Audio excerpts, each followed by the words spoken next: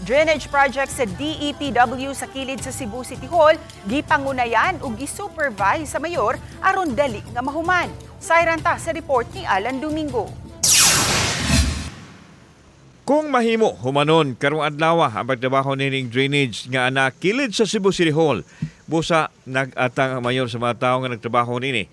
Gawas nga dili maayo tan-awon ang kinabgaban sa kilid sa kalsada haso usab sa mga musulod nga sakyanan.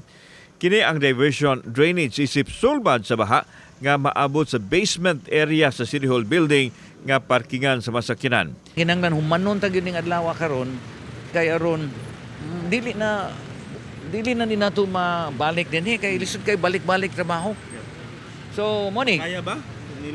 Ako ning gitanaw, akong gipost, akong gipakuha, akong naipump kay tanawa mano-mano. Di ni pwedeng inani. Pinakasolusyon ko dato malipihan to namong sud nga mano sud sa CPA. So pila ka adlaw ton yung trabaho?